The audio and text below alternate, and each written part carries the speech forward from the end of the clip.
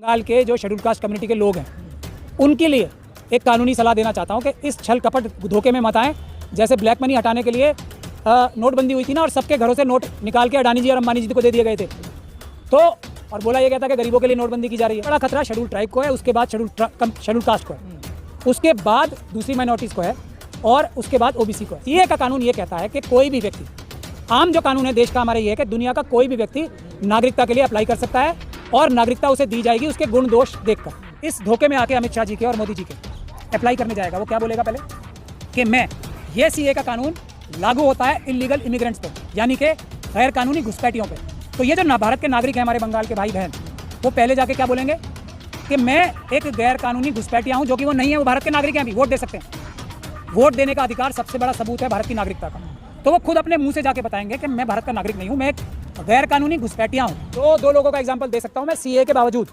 एक जो वो महिला आई है 4 बच्चों को लेकर, जो कि मुसलमान है, और एक हाँ जो सीमा हैदर साहिबा है, मोदी जी के बहुत करीबी जो भी, और दूसरे ये अदनान सामी, दोनों मुसलमान हैं, दोनों को नागरिकता देने की बात चल रही है। सीमा हैदर के खिलाफ कोई कानूनी कार्रवाई, किस प्रकार से बेवकूफ़ बनाते हैं सबको।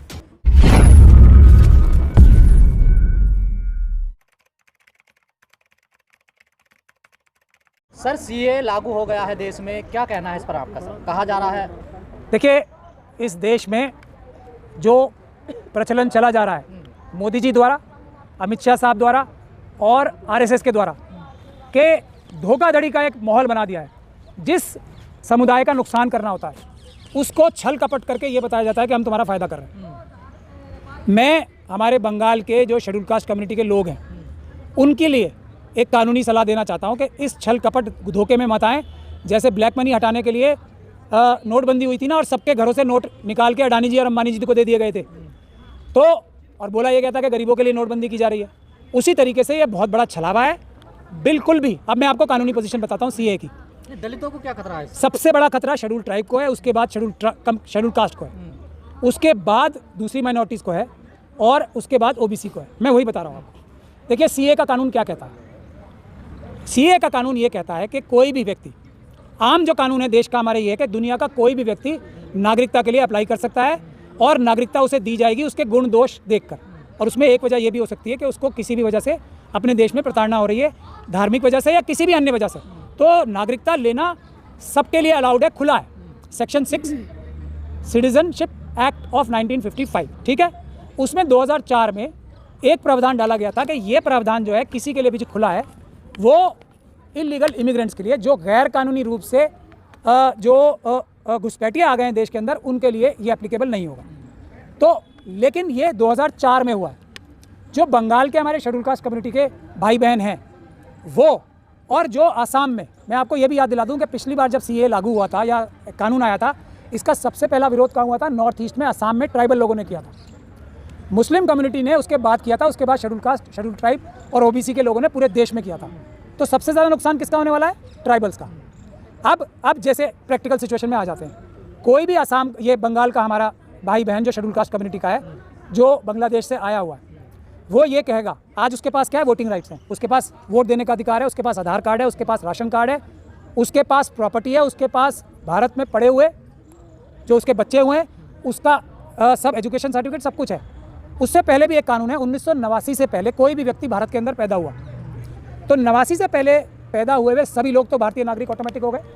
ये कानून है, सेक्शन 3 सिटीजनशिप एक्ट 1955 सेक्शन 3। तो अब जो व्यक्ति भी इस धोखे में आके अमित शाह जी के और मोदी जी के अप्लाई करने जाएगा, वो क्या बोलेगा पहले कि मैं ये सीए का कानून लागू होता है इलीगल इमिग्रेंट्स पे, यानी कि गैर कानूनी घुसपैठियों पे। तो ये जो भारत के नागरिक हैं, हमारे बंगाल के भाई बहन, वो पहले जाके क्या बोलेंगे कि मैं एक गैर कानूनी घुसपैठिया हूँ, जो कि वो नहीं है, वो भारत के नागरिक हैं, अभी वोट दे सकते हैं। वोट देने का अधिकार सबसे बड़ा सबूत है भारत की नागरिकता का। तो वो खुद अपने मुंह से जाके बताएंगे कि मैं भारत का नागरिक नहीं हूँ, मैं एक गैर कानूनी घुसपैठिया हूँ। अब जब वो गैर कानूनी घुसपैठिया हो गया, उसका क्या अंजाम होगा? पहला उसका गया वोटिंग राइट। वो कहेगा क्यों? जब वोटिंग अप्लाई करेगा ना, नागरिक तो है ना वो, तो फिर किसको जाकर, नागरिक नहीं है वो जाएंगे ना। कोई ऐसा व्यक्ति है ही नहीं बंगाल में, मैं यही तो कह रहा हूँ आपसे, एक व्यक्ति ऐसा नहीं है जिसके पास वोटिंग अधिकार ना हो। खास तौर पे शेड्यूल कास्ट कम्युनिटी का एक व्यक्ति ऐसा नहीं है। पर ये तो नागरिकता देने का कानून है। जब जो नागरिकता है ही, उससे लेने का कानून है। मैं आपको बता रहा हूँ ना, जिन लोगों को नागरिकता नहीं मिली हुई है उनको नागरिकता मिलेगी। देखिए तमाम लोग दिल्ली में भी तो है ना ऐसे। देखिए तमाम लोग दिल्ली में हैं, मुझे बता दीजिए एक भी व्यक्ति ने आज तक अप्लाई किया और उसे मिला हो? अप्लाई करेंगे ना। दो लोगों का एग्जाम्पल दे सकता हूँ मैं, सीए के बावजूद। एक जो वो महिलाएं हैं 4 बच्चों को लेके जो कि मुसलमान है, और एक हाँ जो सीमा हैदर साहिबा है, मोदी जी के बहुत करीबी जो भी, और दूसरे ये अदनान सामी, दोनों मुसलमान हैं, दोनों को नागरिकता देने की बात चल रही है। सीमा हैदर के खिलाफ कोई कानूनी कार्रवाई, किस प्रकार से बेवकूफ़ बनाते हैं सबको, कोई हो रही है कानून क्या? बल्कि उसको तो वीआईपी ट्रीटमेंट मिल रही है। तो नागरिकता मिल जाएगी। नहीं, कैसे मिल जाएगी? वो तो मुसलमान है, सीए के कानून के हिसाब से तो नहीं मिलनी चाहिए। मैं ये छल कपटी बता रहा हूँ। तो ये नहीं समझना चाहिए कि ये मुसलमानों के खिलाफ है, ये शेड्यूल कास्ट कम्युनिटी के खिलाफ है।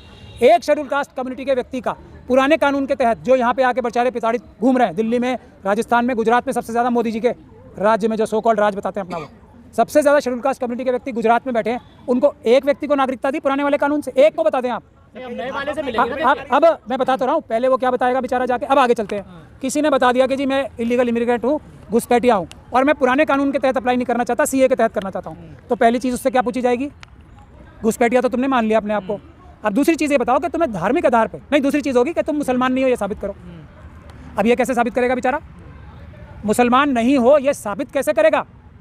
क्या कागज़ दिखाएगा? पाकिस्तान के, अफगानिस्तान के, बांग्लादेश के कागज़ दिखाएगा? वो कागज़ झूठे होंगे, सच्चे होंगे, वो टेस्ट करने, चेक कराने मोदी जी, सुनिए, नहीं वही ना, मोदी जी क्या फ़ोन करेंगे? जो पाकिस्तान के प्राइम मिनिस्टर हैं, अफगानिस्तान के जो प्राइम मिनिस्टर हैं, या बांग्लादेश की प्राइम मिनिस्टर को, उनसे फ़ोन करवा के ठप्पा लगवाएंगे कि ये मुसलमान नहीं है? मैं आपको ये बता रहा हूँ कि कितना बड़ा धोखा किया जा रहा है। अब वो ज़िंदगी भर बेचारा इस काम पे लग जाएगा कि मैं मुसलमान नहीं हूँ, ये साबित करना है मुझे, वरना मैं अप्लाई नहीं कर सकता। तीसरी चीज़ क्या होगी कि भाई साहब तुम ये बताओ कि तुम्हें धर्म के आधार पर तुम्हारी प्रताड़ना हुई थी। अब वो सर्टिफिकेट बना के कहाँ से आएगा कि धर्म के आधार पर प्रताड़ना हुई थी? इन्हीं तीनों देशों से ना, वो मोदी जी मंगवाएंगे, कैसे साबित करेगा? तो अब 3 चीज़ें हो गई, उसको लात मार के सिटीजनशिप की एप्लीकेशन रिजेक्ट करने की। चौथी चीज़ आ जाइए, मोदी जी ने पाकिस्तान की आईएसआई और दूसरी एजेंसी से मिलकर ये तय किया है, ये अंडरस्टैंडिंग हुई उन्हें कि मेरे राज में, जब 2014 के बाद मोदी जी का राज आया है, उसके बाद शेड्यूल कास्ट कम्युनिटी के साथ आप प्रताड़नाएँ खूब करो, हिंदुओं के साथ, क्रिश्चियंस के साथ, बुद्धिस्ट के साथ, सिखों के साथ खूब प्रताड़ना करो। मैं एक भी आदमी को अंदर नहीं घुसने दूंगा और मैं एक भी आदमी को नागरिकता नहीं दूंगा। तो 2014 के बाद जिसके साथ प्रताड़ना हो रही है, वो बेचारा अगर घुस आया ना किस तरीके से जान तेली पे लेके, तो उसको नागरिकता मिलेगी नहीं। ये पता है हमारे शेड्यूल कास्ट शेड्यूल ट्राइब के भाइयों को कि कितना बड़ा धोखा और आंखों में घुस के झूठ ये आरएसएस और बीजेपी के लोग बोल सकते हैं। और कुछ सबूत चाहिए? और मुसलमानों का अब आप आखिरी, मुसलमान क्यों कर रहे हैं जब दिक्कत इन लोगों? तो क्या मुसलमान अपने शेड्यूल कास्ट भाइयों के लिए, शेड्यूल ट्राइब भाइयों के लिए दर्द नहीं रखते अपने दिल में? आप क्या बात कर रहे हो? मुसलमान सच्चा बिल्कुल होता है। आपको ये आपका विचार हो सकता है। मैं भी एक मुसलमान हूँ और मेरे साथ फॉर्चुनेटली अनफॉर्चुनेटली एक ऋतु जी खड़ी हैं। क्या मेरे दिल में दर्द नहीं था? ये तो कोई मैंने इतना बड़ा आंदोलन जैसे सीएनआरसी का हुआ पिछले दिनों, हाँ, इतना बड़ा आंदोलन फिर इन्हें करना चाहिए ना एससी एसटी वालों को। नहीं, हम लोग देखिए शेड्यूल कास्ट कम्युनिटी के सारे लोगों ने, सबसे पहला आंदोलन हुआ था आसाम में, तो मुसलमान इतने निर्दयी और नाकृष्ट होंगे कि अपने जो भाई बहन हैं एससी एसटी और ओबीसी के, सिख क्रिश्चियन बौद्ध, उनके साथ ही अत्याचार हो रहा है और अपने घर में बैठे रहेंगे चुप होके। मैं ऐसे मुसलमानों को बिल्कुल पसंद नहीं करूँगा। लेकिन अपने से पहले, और मैं आपको उसका एग्जाम्पल भी दे रहा हूँ, आसाम में ये एक्सरसाइज हुई है ना सबके सामने, एनआरसी की भी और सीए की भी, सुप्रीम कोर्ट की निगरानी में हुई, हज़ारों करोड़ रुपए खर्च हुए, और सर्बानंद सोनोवाल जी आप रो रहे होंगे आज, उनसे जाके पूछिए क्या हो गया, सीए लागू हो गई। उन्होंने तो इसी के खिलाफ तो सीएम बनने के सारा षड्यंत्र रचा था। तो वहाँ क्या हुआ आसाम में जब एनआरसी की एक्सरसाइज हो गई, तब क्या रिजल्ट आया? 75% से ज़्यादा नॉन मुस्लिम, जो मुसलमान नहीं थे, उनके नाम गायब थे, और 25% से कम मुसलमानों के नाम गायब हुए। तो ये होने जा रहा है। तो मुसलमान भाइयों का फ़र्ज़ है कि अपने शेड्यूल कास्ट, शेड्यूल ट्राइब और दूसरे धर्म के भाइयों बहनों के लिए बिल्कुल संघर्ष करें, और उनको सबसे कम खतरा है ये सोच के वो पीछे ना रहें। मेरा ये उनसे निवेदन है। लेकिन खतरा ज़्यादा शेड्यूल कास्ट, शेड्यूल ट्राइब के भाइयों को है। कोई भी हमारा शेड्यूल कास्ट, शेड्यूल ट्राइब का भाई अगर नागरिकता चाहता है तो वो हमारे ऑफिस में आए, मैं उन्हें पुराने कानून से नागरिकता दिलवाऊंगा। मैं उन्हें पुराने कानून से नागरिकता दिलवाऊंगा। ये सीए के कानून में अप्लाई मत कर दें, बहुत बड़ा धोखा है। उनकी नागरिकता मिलने की उम्मीद जो ये अभी 11 साल से कम करके 6 साल बता रहे हैं ना, धोखा ज़िंदगी भर के लिए खत्म हो जाएगी। मैंने आपको अभी एग्जांपल देके बता दिया है। बिल्कुल चिंता करने की बात नहीं है। कोई भी शेड्यूल कास्ट, शेड्यूल ट्राइब का भाई या बहन भारत में नागरिकता चाहता है तो वो मेरे ऑफिस आ जाए, हम उसे फ्री ऑफ कॉस्ट नागरिकता दिलवाएंगे। अच्छा, सरकार दिलवा रही है? सरकार में अप्लाई मत करना, अगर कर दिया तो फिर मैं भी नहीं दिलवा पाऊंगा। वो फिर इतना बड़ा धोखा हो जाएगा, फिर हमारे लिए भी बहुत मुश्किल। सरकार क्यों धोखा करेगी लोगों? क्योंकि धोखे वाली सरकार है ना। 56 इंच की छाती धोखा, 2 करोड़ नौकरियां हर साल धोखा, बुलेट ट्रेन धोखा, और क्या ये हर घर 15 लाख धोखा, हर धोखा ही धोखा तो है। जो लोग अप्लाई कर रहे हैं आप, वो सब मर जाएंगे। एक भी व्यक्ति ने अप्लाई कर दिया, वो मर गया, उसकी मदद फिर मैं भी नहीं कर पाऊंगा अपना पूरा दिमाग लगा के। अप्लाई मत करो, मैं दिलवाऊंगा। तो नहीं रहे हिंदुओं को, मैं भड़का रहा हूँ, मैं कह रहा हूँ मैं दिलवाऊंगा नागरिकता। जब सरकार करे हम दिलवाएंगे। सरकार पे भरोसा करके तो मैंने आपको अभी प्रोसीजर बता दिया। जैसे ही आपने ये माना कि मैं इलीगल फॉरेनर अपराधी इमिग्रेंट हूँ, तो आपको मिलेगा नहीं। पहले आपको अपना ये बताना पड़ेगा कि मुसलमान कैसे नहीं हूँ, उसके कोई कागज नहीं होंगे आपके पास। उसका हिंदू होना जरूरी है ना। कैसे साबित करेगा जरूरी है। वो बेचारा? कैसे साबित करेगा? सिख होना जरूरी है। कैसे साबित करेगा यहाँ भारत के कानून में कि मैं सिख हूँ, मैं क्रिश्चियन हूँ, मैं बौद्ध हूँ? कैसे साबित करेगा? सरकार को सब पता है ना सर, कौन क्या। अच्छा, सरकार को सब पता है तो वो कहेगी हमें पता है, तुम तो मुसलमान हो, भागो। ऐसे क्यों कहेगी सरकार? सरकार की मंशा यही है। अच्छा, सरकार ने आज तक SC/ST एक्ट को लागू क्यों नहीं करवाया? मंशा नहीं है ना। SC/ST सब प्लान क्यों नहीं लागू कराया? ये डॉक्टर रितु साहिबा खड़ी हैं, इनकी नौकरी कैसे ले ली?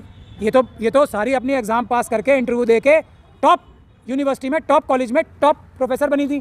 तो कैसे लिया? जिसके लिए RSS ने साजिश करके नागपुर में झूठे 35 बच्चे क्रिएट किए, उनके नकली साइन कराए और निकाला इनको। उनको नागरिकता देंगे, इनको अगर इनका बस चले तो रितु की तो नागरिकता भी छीन लें। और इससे बड़ा एग्जाम्पल हो सकता है, प्रिंसिपल से ज़्यादा होशियार, उससे ज़्यादा समझदार। फिर आप ये पूछ रहे हो कि सरकार क्यों करेगी? रोटी छीन, अच्छा और लो। फिर इसने कहा कि जी मोदी जी ने ये कहा था कि PhD करने वाले सड़क पे बैठ के पकोड़े तलो, उससे रोजगार ले लो। वो करने गई तो FIR, डंडे, मारपीट, एसिड अटैक।